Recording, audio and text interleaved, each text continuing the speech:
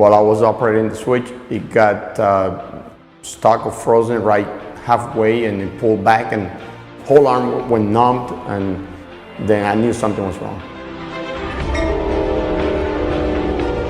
In order to move a switch, to throw a switch, you've got to be able to move a rail that weighs hundreds of pounds.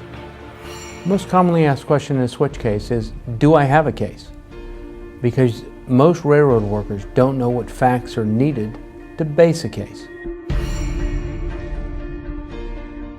In a switch case, the most common types of injuries are back injuries, shoulder injuries.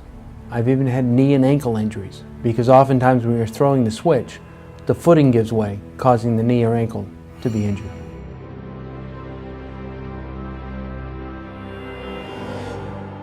Anytime a railroad worker is injured at work, they definitely need to report it, but they also take a picture of it. Write down as much information as they can. Who, what, when, where, and how. We advocate for railroad employees, their family members, and that's what we're available to do for them, is to answer the questions that they can't get from their employer.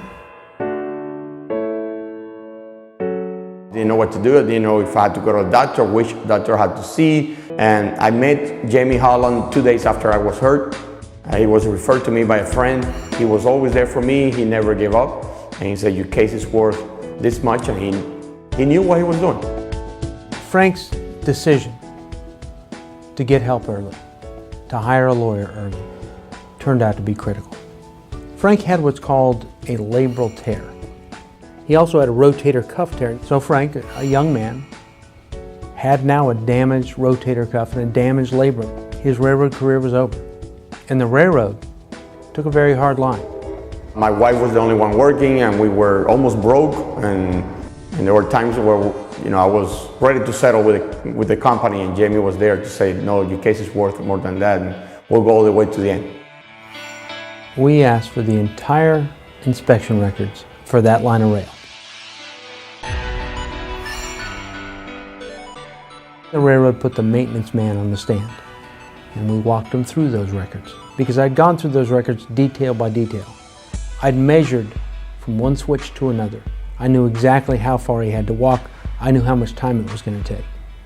He had to acknowledge to the jury that the switch that injured Frank Rodriguez wasn't even listed in his inspection reports. Jamie is very, very knowledgeable about the railroad. He knows actually more than actually people working on the railroad. So, and he has a team of experts that they are probably the best out there. Everything a jury comes to expect when they turn on their TV, we provided them in the courtroom.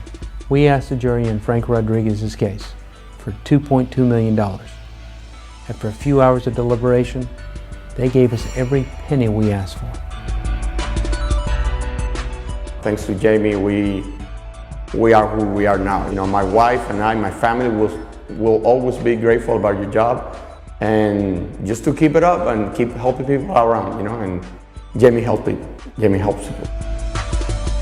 He is a very successful man back on track because he got help early, and we dug down and got him the information he needed to win. If you get help quickly, you're better able to preserve the evidence, which protects your claim and your rights.